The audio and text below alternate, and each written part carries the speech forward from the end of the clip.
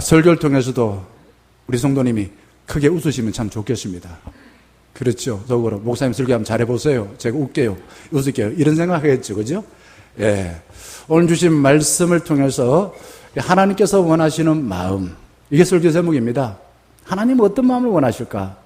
오늘 주신 말씀을 통해서 제가 설명하려고 그러니까 사실은 조금 어려운 부분이 많아요. 이 시대적인 배경도 알아야 되고 뭔가 이게 도대체 무슨 말인가? 어쨌든 마음을 감동하고 세 번 나오더라고요. 거기에 있는 모든 사람들이 마음이 감동된다는 것은 마음이 하나님 원하신 대로 바뀌었다 이거죠. 하나님 마음과 이때여서 하나 되었다. 그래서 하나님이 원하시는 마음이다 라고 정했습니다. 자, 시편 62편 1절 보게 되면은 이런 기도가 나와 있습니다. 나의 영혼이 어떻게 한다고요? 잠잠히 하나님만 바라며. 이유가 뭡니까? 나의 구원이 누구한테 나온다고요? 그에게서 나온다. 그런데요, 기도하려고 그러면은, 눈 감고 기도하려면은 내 영혼이 잠잠해집니까? 복잡해져요. 침묵기도 해보세요. 어떤 생각이 그냥 다 떠올라요. 지난 과거와 앞으로 해야 될 일까지도. 근데 더 그냥 문제는 뭐냐면은 내 마음도 나를 잘 몰라요. 그래서 심리학자 조 해리 창을 보게 되면은 사람의 마음이 네 가지가 있대요. 내가 아는 나 자신과 또 다른 사람도 아는 나 자신. 그 나중에 보게 되면 네 가지, 마지막에는 나도 모르고 다른 사람도 모르는 내 마음이 있는 거예요. 대부분 사람은 그것에 의해서 사로잡혀 살아갑니다. 이게 이제 고민인데, 자, 하나님 앞에 서게 되면은 내가 듣기 싫은 게 나도 모르게 내 마음에 있고 상대방도 모르는 내 마음에 있는 거예요. 그게 어찌 보면은 내 마음의 상태다. 이렇게 생각하시면 될 겁니다. 자, 유대인들이 히틀러의 가스실에 끌려갔습니다. 거기에서 죽어가는 많은 사람들 앞에 너무너무 두려워가지고 기도한 거예요. 시편 62편 1절로 기도했다 이거죠. 내 영혼이 잠잠해 하나님만 바라며. 왜? 여기서도 하나님이 나를 구원해 주신다. 그 다음에 2절, 3절, 4절 보게 되면 아까 찬양처럼 여호와는 나의 반석이시오, 나의 산성이시오, 나의 요새시오, 이렇게 찬양. 하나님 앞에 내 마음을 열어놓고 하나님 마음을 받아들이게 되면은 하나님은 나를 지켜주신 산성이구나, 요새시구나, 이렇게 찬양하더라 이거죠. 두렘이 변하여서 찬양이 되더라 라는 것입니다.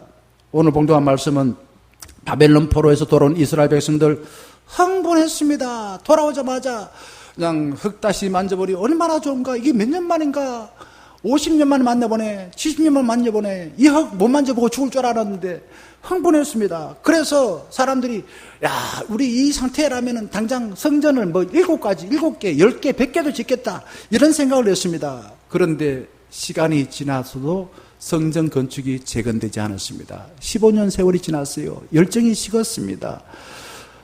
내부적으로 분열이 일어났습니다. 니 때문에 그렇다, 니 때문에 그렇다, 이전 투구했습니다. 사람들은 교회를 통해서 하나님의 영광이 나타나고 하나님 마음과 잇대어지는 그런 삶에 관심이 없어지고 나라도 살아야 되겠다, 각자 도생하는데 정신이 없었습니다. 그러다 보니 15년 동안 2개가 뭐예요? 1개의 성전도 짓지를 못했습니다. 이게 현실입니다. 그러면서 9절, 10절, 11절 말씀 보게 되면은 이렇게 말합니다. 저는 이 말씀을 읽으면서 누가 이런 현실을 바라겠습니까? 안 그래요? 많은 것을 바라서나 도리어 적었고 너희가 그것을 집으로 가져갔으나 내가 풀어버렸으니 나 만군의 여호와가 말하노라. 이것이 무슨 까닭이냐? 내 집은 황폐하였으되. 하나님의 전은 황폐하였대요. 그래서 하늘에서는 일이 안 내려온대요. 그리고 땅은요, 그냥 다들 농사 지어도 다 말라 죽어버렸다 이거죠.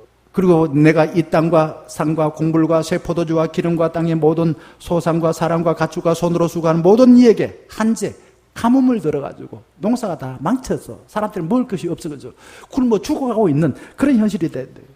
자기를 위해서만 살았는데 불구하고, 그리고 성전에 대해서는 무관심하고 15년 동안 못 지으니까 이런 일이 벌어졌다 이거죠. 우리는 어떻게 생각합니까? 인생은 살면 살수록 삶의 의미가 빵빵해지고 삶의 의욕이 뽕뽕해지길 바라지 않습니까? 그런데 안 그래도요. 나이가 50만 넘어도 여기저기 아픈 데 생기고 눈이 침침해지고 허리가 굵어지고 주름이 늘어나고 주변에 슬픈 일만 자꾸 생기고, 그게 현실입니다. 이스라엘 백성들은 15년 동안 하나님을 마음의 중심에 두지 아니하고 열심히 어떻게 살았다고요? 열심히 각자 도생한 거예요. 자, 중심이 없는 삶은 어떻게 될까요? 전도서 1장 2절 보게 되면 이렇게 말합니다. 같은 말이 반복 몇 번 나온다고요? 4번 나옵니다. 자, 전도자가 이르되 어떻다고요? 같이 한번 봅시다. 헛되고 헛되며 헛되고 헛되니 모든 것이 어떻다고요? 5번 나오네요. 모든 것이 헛되도다. 헤벨. 내가 아무리 열심히 일했는데 내가 수고한 것 하나도 내 손 안에 있지 않고 내 손가락 사이로 다 빠져나가 버렸어. 그리고 내가 숨은 갚은데 내가 어떻게 살지 몰라? 열심히 사느라고 숨이 갚은데 내 삶은 의미는 하나도 없어. 이겁니다. 헛되다 말이 그런 말이거든. 무엇이 문제일까요? 오늘 봉독한 말씀 9절 보게 되면 이렇게 말합니다. 너희는 각각 무엇을 위하여 빨랐다고요? 너희는 각각 뭘 위하여 빨랐다고요? 맨 밑에 보게 되면은 자기 집을 짓기 위하여 빨랐습니다. 이게 각자 도생한 겁니다. 나만 살아야지. 이제 죽든지 말든지 나만 살아야지. 허둥지둥대면서 말입니다. 나만 살겠다는 생각한 거예요. 그들은 하나님을 마음의 중심에 두지 아니하고 하나님의 방법과 원리 무시하고 자기가 그냥 쫓기고 있는 욕망에 따라서 살았다 이거죠. 이게 이제 우리가 크게 보면은 본말이 전도돼요. 근본 본자예요. 끝말자입니다. 근본적인 것과 말재에 있는 것이 뒤집혔다 이거죠. 창세기 1장 28절은 근본을 말하고 있습니다. 인간에게 이런 삶을 살아라. 이게 하나님이 그들에게 복을 주시어 하나님이 그들에게 이르시되 이게 명령한 겁니다. 그들이 누군가? 아담과 하와입니다. 첫 조상. 우리 인간에게 이런 복을 가지고 살아라고 명령하신 겁니다. 뭡니까? 생육하고 번성하여 땅에 충만하라. 그리고 땅을 정복하여 바다의 물고기와 하늘의 새와 땅에 움직이는 모든 생물을 다스리게 하라. 무슨 내용입니까 이게? 그냥 우리가 마구잡이로 그냥 남을 그냥 괴롭히고 뭐 내가 원하는 거 다 그냥 뭐 파헤치고 그래서 네 혼자 먹고 살아라 이런 이야기입니까? 아니에요. 그렇게 이야기하면 이 말을 곡해하는 겁니다. 너로 인하여서 네 손 닿는 곳마다 생명이 충만해지게 해라. 부유하게 해라. 그리고 다른 사람들과 관계가 다 네로 인해서 자연이든 또한 남의 나라와 관계든 평화롭게 해라. 이것이 하나님께서 우리에게 인간해 주신 근본적인 명령입니다. 이 명령을 들었을 때 어떻게 반응해요? 그게 신앙이에요. 들었다 이거죠. 명령하셨는데 들었다. 이걸 듣고서 그걸 행하며 사는 사람이 믿음이 좋은 사람입니다. 하나님이 명령하시는데 내가 반응을 어떻게 하겠느냐? 그래서 저는 영어로 말하면은 신앙은 responsibility라고 생각합니다. response는 반응하는 것이 ability 능력인데 하나님의 명령에 어떻게 반응하냐? 얼마만큼 반응하느냐? 거기에 따라서 내 삶이 결정된다 이거죠. 하나님을 믿는 사람이라면은 내 삶을 통해서 열심히 선한 일을 하고 다른 사람과 평화롭게 지내야 될 책임이 있습니다. 내가 하고 싶다 하는 게 아니라 하나님의 명령이기 때문에 해야 되는 거예요. 그런데 왜 아담과 하와가 타락하여 죄를 지었는데 땅에 엉겅퀴가 나고 가시 덤불이 풍성해졌습니까? 무슨 말입니까? 열심히 일해도 입에 풀칠하기 힘든 상황이 되어버렸나 이거죠. 뭐가 문제입니까? 땅이 문제입니까? 풀이 문제입니까? 하나님을 마음의 중심에 두지 아니하고 아무리 열심히 살아도 허망하다라는 것을 원복음인 창세기 6장 3절에서 말합니다. 한번 볼까요? 6장 3절 이렇게 말합니다. 나의 영이 영원히 사람과 함께 있지 아니하리니 이는 그들이 뭐가 된다고요? 육신이 됨이라. 육신이 되는 뭔가? 하나님과 관계 끊어진 삶. 그런 가운데 열심히 살아도 우리 육신이 된다. 이렇게 표현하고 있습니다. 창조주 하나님과 관계가 끊어진 사람은 메시지 성경에서는 이렇게 표현해요. 육신이라는 것을 구체적으로는 죽은 몸이다. 몸은 살아있는 것 같은데 그 몸을 움직이는 데는 사망의 엄침한 골짜기처럼 헛된 일을 하고 후회하고 그리고 하는 만큼 너 자신 인생 후회하고 손해보는 삶이 된다. 그게 죽은 몸과 같다 이거죠. 이런 원리가 하나님과 관계가 끊어져서 하는 모든 일들은 다 죽어 있는 것 같다. 이 원리가 성경 모든 곳에 다 적용되는 것입니다. 신명기 28장을 보게 되면요. 신명기 28장 요 앞부분에 신명기 28장을 보게 되면 이런 말을 해요. 자, 하나님의 원리 그 가르침에 따라서 살아가는 사람은 어떤 복을 받을까요? 신명기 28장 1절 보게 되면은 모든 민족 가운데 너희 탁월한 민족이 될 것이고 들어와도 복을 받고 나가도 복을 받는다. 비결이 뭡니까? 하나님과 관계가 이때에 있는 사람이에요. 하나님 마음이 곧 내 마음이 되는 사람들, 그런 사람은 그런 복을 받는다 이거죠. 그리고 시편 아까 나왔던 거 한번 봅시다. 1편 3절. 이거는 그림과 같은 그런 언어입니다. 사람이 나무예요. 어디 심어졌다고요? 시냇가예요. 시냇가 누굽니까? 하나님입니다. 하나님과 하나 되는 그런 사람은 철을 따라 열매를 맺으며 그 잎사귀가 마르지 않은 것 같으니 그가 하는 일, 모든 일이 어떻게 하다고요? 형통하다. 가물어도 이파리가 파랗고 푸르고, 그리고 가물어도 열매가 맺더라 이거죠. 환경이 나빠도 하나님이 약속하신 그 삶, 생명을 부유하게 만들고 다른 사람과 평화롭게 만들더라. 이걸 두고서 또한 이사야서 58장 11절 말씀은 한마디로 이렇게 말합니다. 뭐라고 말할까요? 세 번째 줄, 너는 뭐 같다고요? 너는 뭐 같다고 합니까? 물된 동상 같겠고, 하나님은 우리 중년가족을 보고서 그렇게 말할 거예요. 중년가족, 내가 네 사랑한다. 네가 내 마음과 함께 연결되지면 너는 물된 동상 같다. 유정희 원사야, 너는 물된 동상 같다. 안정희 원사야, 안정희 원사야, 그렇게 이야기한다 그러죠. 우리 모두에게 하나님께서 우리 마음과 하나 되어져서 살아가는 우리 삶을 보고서 물된 동상 같다. 얼마나 풍요롭습니까? 얼마나 평화롭습니까? 바울은 하나님의 원리와 방법에 순종할 때에 성령의 9가지 열매를 만납니다. 이게 이제 하나님 마음과 하나 되는 삶이에요. 성령 충만하다는 말은 내 생각, 내 기분, 내 형편, 이런 것이 다 사라지고 하나님과 하나 되어 살아갑니다.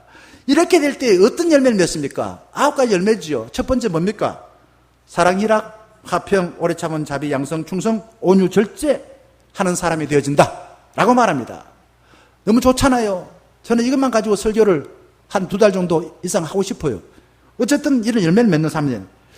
저는 수도를 생각해 봤습니다. 수도물이 북구하고 동구하고 수성구 물이 좀 다르대요. 왜 다를까요? 수도관이 달라요? 그게 아니잖아요. 그게 그게 이제 어디 저수지에서 오느냐 이거죠. 우리 북구 사람들은 저 낙동강에서 온대요. 수성구 사람들은 왜 그런지 몰라도 저기 어디요? 청도 원문댐에서 온대요. 그러니 물이 좀 다르대요. 결국은 수도관이 똑같아도 수도관이 어디 꽂혀 있냐에 따라서 물이 다르다는 겁니다. 내 마음이 어디에 연결되어 있냐에 따라서 성령의 열매가 맺힐 수도 있겠고, 반대로 나쁜 것, 정말 싫은 것, 그런 열매를 맺힌다 이거죠. 그걸 두고서 자기 욕망에 이끌린다 이거죠. 하나님께 연결되지 않고 욕망에 이끌린 삶을 살면은 갈라디아서 6장 19절 이하 이렇게 말합니다. 뭐라고 말합니까? 6장 19절 이하. 한번 볼까요? 6장 19절. 뭐 이렇게 나와요.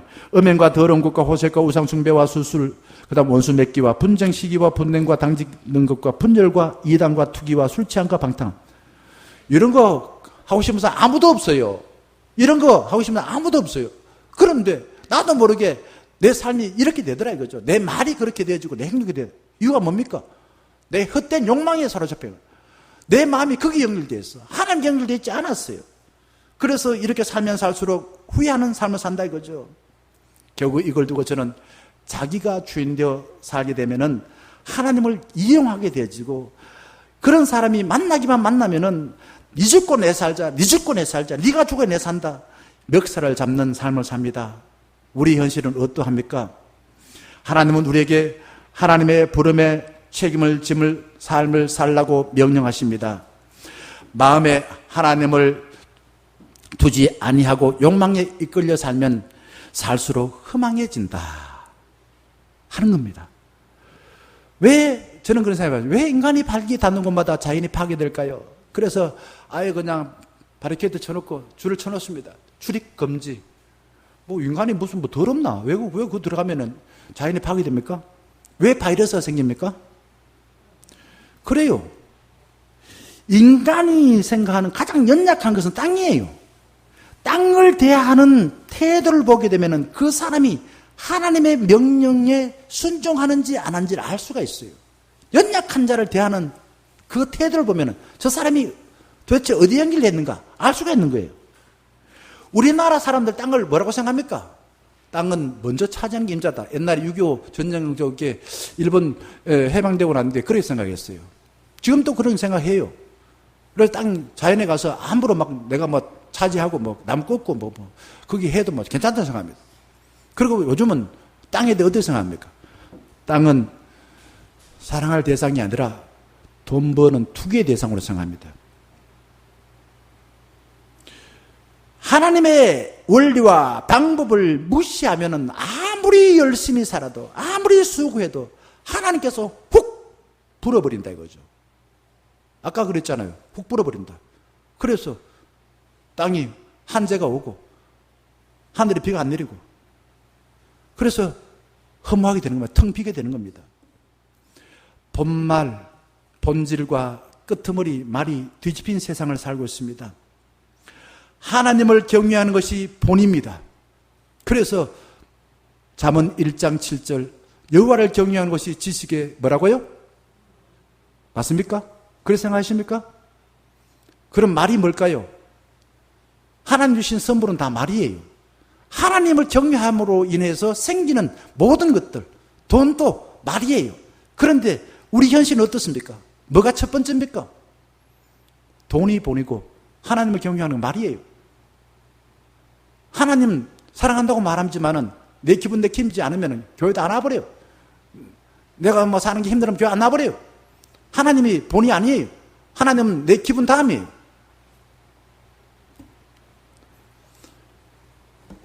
돈이 주인되어 각자 도생하게 바쁘게 살면서 사람들을 하나님의 형상으로 대하지 아니하고 내 자신의 욕망을 이루는 도구로 생각합니다. 이게 타락한 세상이에요. 이게 본말이 뒤집힌 세상인 것입니다.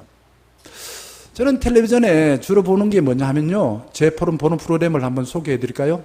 뭐 듣고 싶지 않지만 한번 말씀해 드리겠습니다. 주로 뭐 여행하는 프로그램이에요. 뭐 걸어서 세계 밖으로 뭐 이런 거라든지 뭐 세계 테마 여행이라 이거 봅니다. 그리고 여행한 사람들 이야기 들어봅니다.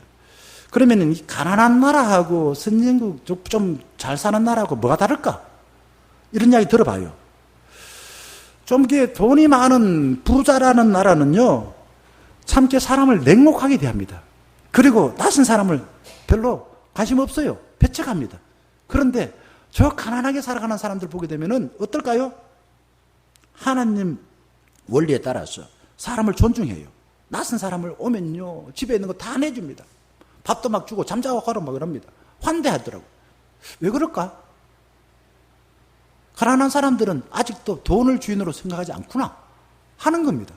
돈의 영향이 인간의 마음을 얼마나 냉혹하게 만들고 정말 얼마나 우리가 정말 음하게 만드는지 몰라요. 사람들을 못 들어가게 만들어버려요. 하나님 말씀에 순종하여 하나님의 원리대로 살아가고 계십니까? 아니면은 부모로부터 일찍이, 이거는 단기 기억이 아니라 장기 기억이에요. 사람이 내가 기억하고 싶지 않다고 해서 기억하지 못한 게 아니라 어릴 적에 경험했던 부모로부터 받았던 교육은 장기 기억입니다. 평생 살면서 남아있어요. 그 기억에 영향을 받아 길들여진 대로 살려고 하십니까? 하나님의 원리와 방법에 따라 살아가면 좋겠습니다. 하나님의 원리는 하나님께 충성하고 헌신하여 이웃을 내 몸처럼 사랑하는 것이 하나님의 원리예요. 사랑하기 위해서는 힘들어요. 사랑하면 상처받아요. 그래서 우리는 사랑하기를 싫어합니다. 사랑은 너무 잘 알지만은. 교회도 말입니다. 친한 사람들끼리는 속삭거리고 그냥 오만 가지 이야기합니다. 뭐 형님이라고 뭐 동생이라고 뭐 오빠라고 뭐 다 그러죠. 낯선 사람들은 관심 없어요. 그냥 내가 그냥 편한 대로 사는 거야. 그게 과연 하나님의 원리일까요? 본말이 전도된 것입니다. 교회는 하나님의 원리대로 살려 그러면은 나와 다른 타인을 환대하고 그들을 하나님의 가족으로 삼아야 됩니다. 그게 하나님의 원리인 것입니다. 어떻게 해야 하나님께서 원하시는 마음을 가질 수 있을까요? 학교에서 읽었던 1장 5절 7절 말씀, 5절에 지난주에 말했습니다. 너의 뭐를 살피라고요? 너의 행위를 살펴라. 그 다음에 7절 말씀에도 왜 성전 못 짓느냐? 15년 동안 왜 못 짓냐? 돈이 없어 못 짓느냐? 아니다. 네 행위를 한번 살펴봐라. 성찰해봐라. 그럽니다. 그리고 성찰하고 난 뒤에 8절 말씀에 이렇게 당부합니다. 이렇게 권면해요. 너희는 산에 가서 뭐를 배우라고요? 나무를 배래요. 산에 가라는데 이 어느 산일까요?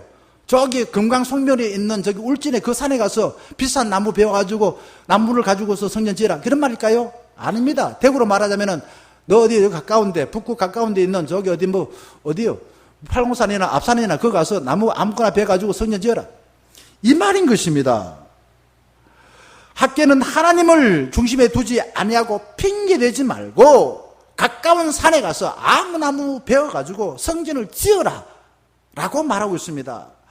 이들이 바벨론 포로에서 돌아올 때에는 정말 감격했습니다. 돌아와서 보니까 이들의 머릿속에는 뭐가 남아있을까요? 선진국 바벨론에서 누렸던 그 부귀 영화가 그대로 남아있어요. 그 나라 보니까요, 그 나라는 보니까 하나님 믿지 않는데 그걸 바알민 섬기는 나라 보니까 성전이 아주 좋아. 나무도 그냥 금강송 면에 가서 말입니다. 일단 비싼 한 구리에 뭐 1,000만 이상 하는 그런 거. 그게 이제 뭐냐면 백향목입니다. 백향목으로 짓고 그게 뭐 성전마다 그냥 금은 붙이 그냥 쫙쫙 붙여놓고 말입니다. 그리고 집에도 보니까 그냥 카페도 좋은 거 쫙 깔아놓고 우리도 그런 집 살아야지. 뭐 그런 거예요.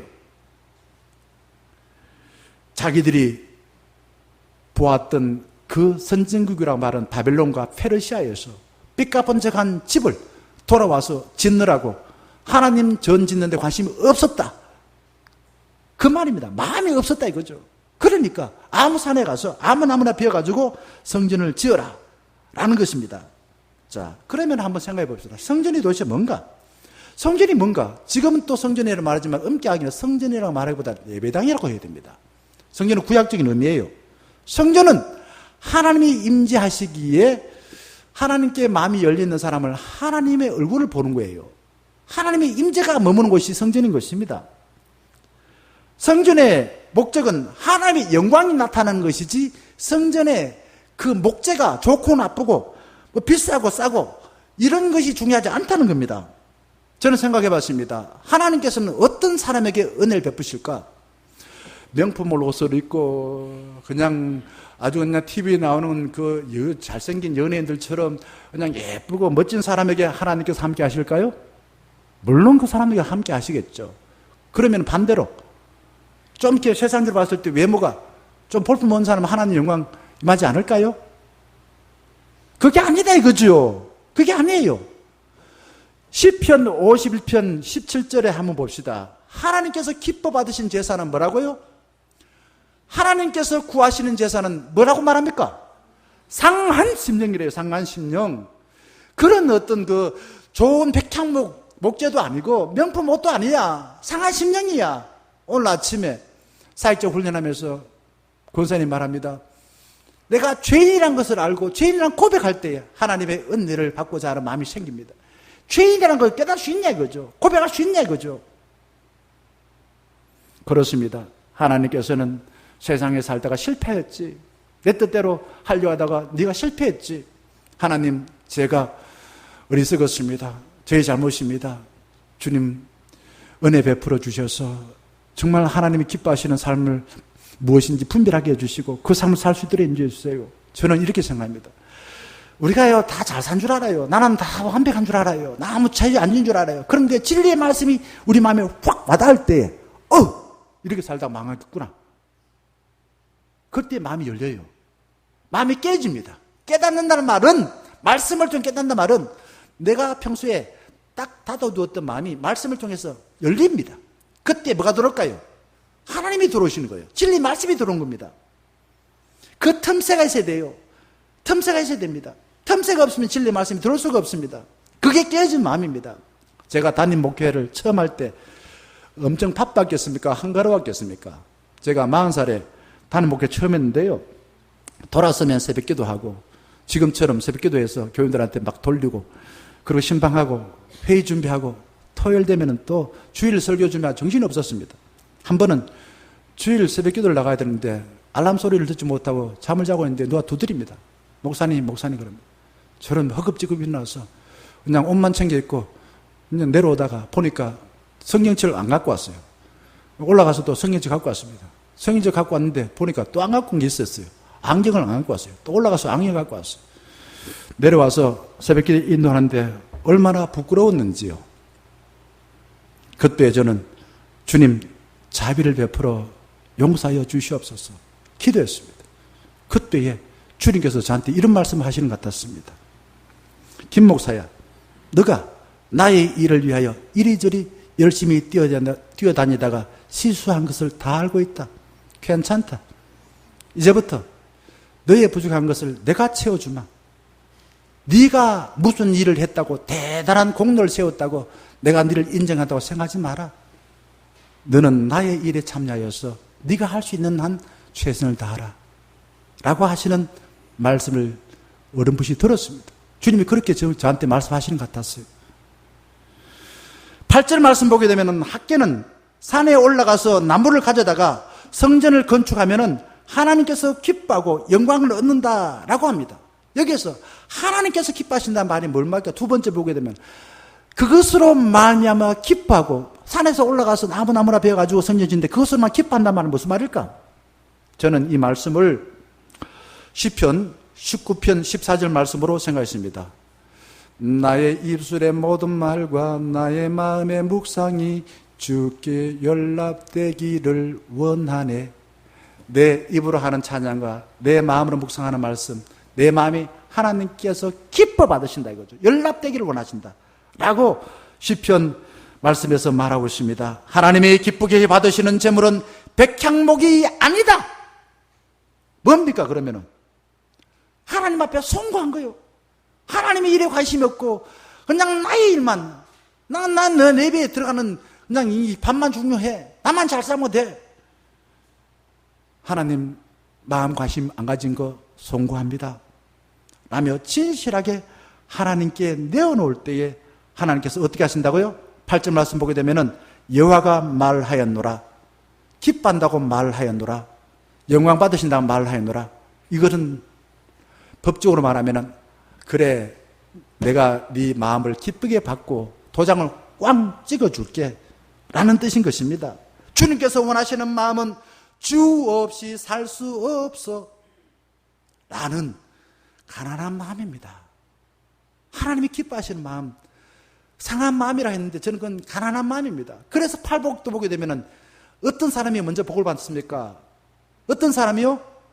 하나님 필요 없어 하는 부자가 아니라 마음이 가난한 자는 천국이죠 이것이라 이거죠. 그게 하나님 없이 살 수 없는 가난한 마음인 것입니다. 하나님은 모두의 마음을 감동시켜 주십니다. 12절 말씀 보게 되면 거기에 정치적인 총책임자 누굽니까? 여기 12절 말씀 총독 스룹바벨, 요즘 말하면은 뭐 우리나라 대통령이죠. 그리고 제사장 총책임자 누구요? 여호수아.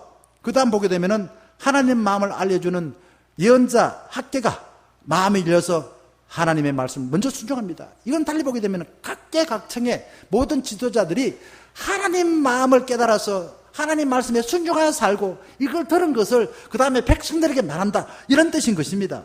학개가 백성들에게 말할 때에 백성들의 마음이 뒤집혔습니다.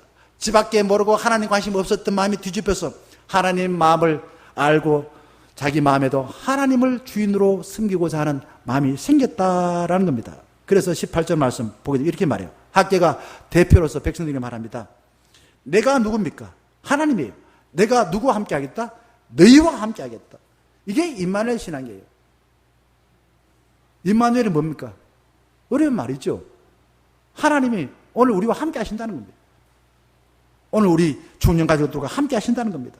그때 학개가 예언을 합니다. 14절 보게 되면은 예언하니까 모든 계층의 사람들이 하나님이 함께하여 감동되었습니다. 마음이 감동되었대요.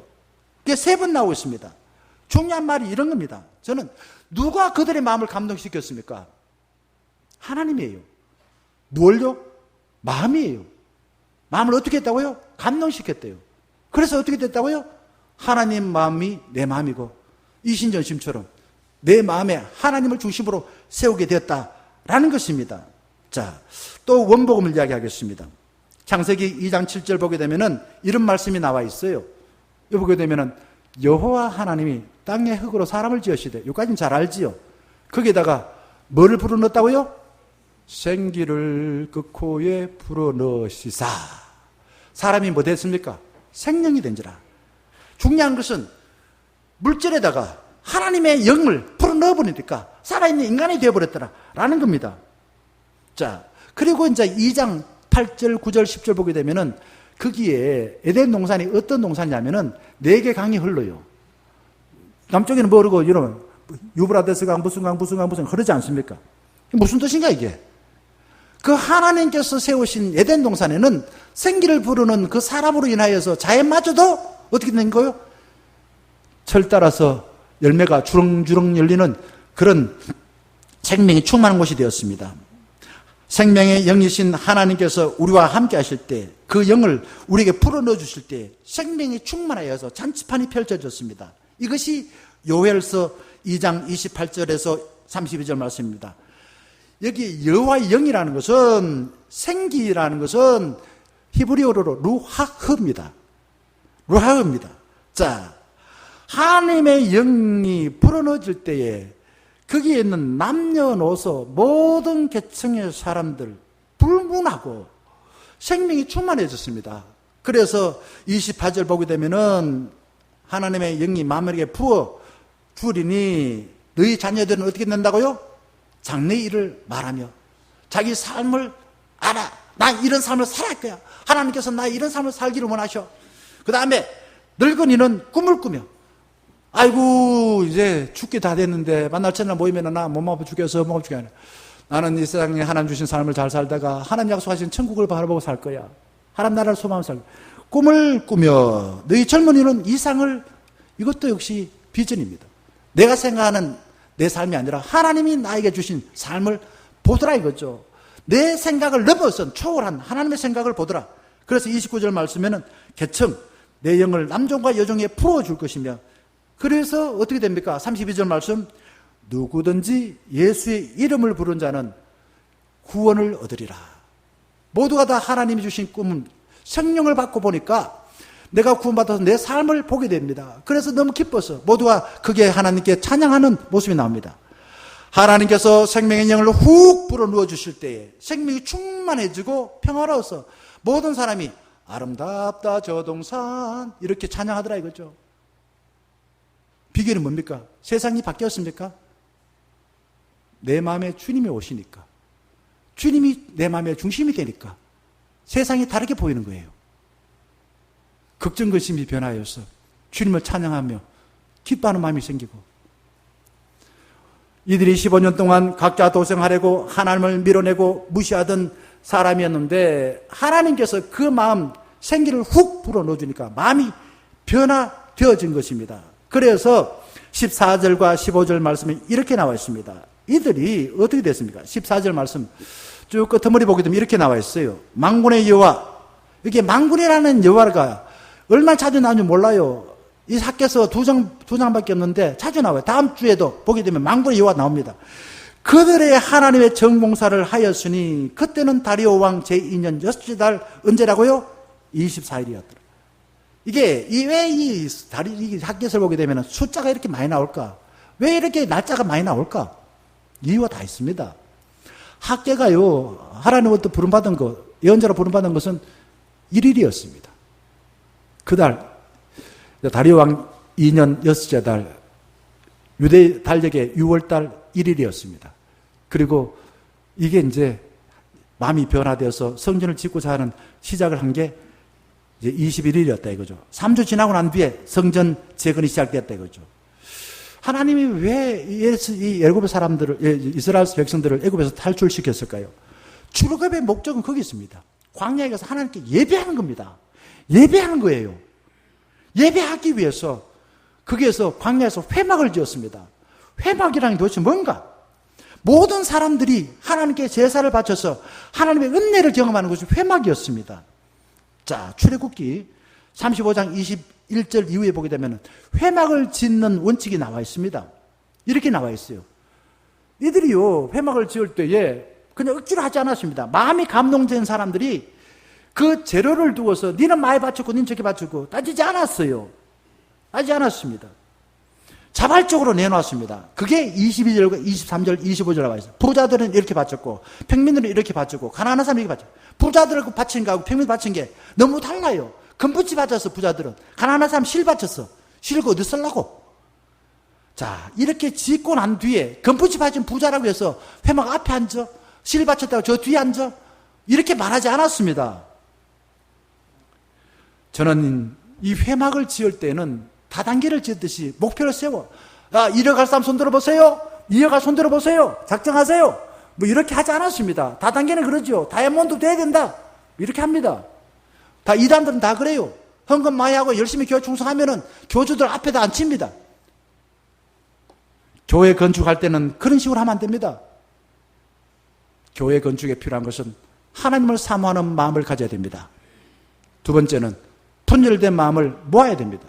세 번째는 억지로 함이 아니라 무슨 상을 준다고 보상을 약속하면 주는 게 아니라 자발적으로 분량에 따라서 즐겁게 바쳐야 합니다. 제 이야기를 잠깐 드리고 마치겠습니다. 저는 포항제일교회에서 죽지 않았지만은 초등학교 6학년 전학하기 전에 시골 성북교회에서 76년까지 다녔습니다. 포항에서 제일 먼저 세워진 교회입니다. 그때 성북교회 건축을 하는데 온 교우들이 교회 건축한다고 다 모였습니다. 아버지는 어린 저를 데리고 교회 건축하는데 데려갔대요. 그런데 교회 벽이 무너진 거예요. 그 옆에 제가 있었습니다. 만날 그래 저희 당숙 어른 또 네 그때 말이야 그 담 무너져 깔려가지고 죽을 뻔했어. 만날 그런 거예요.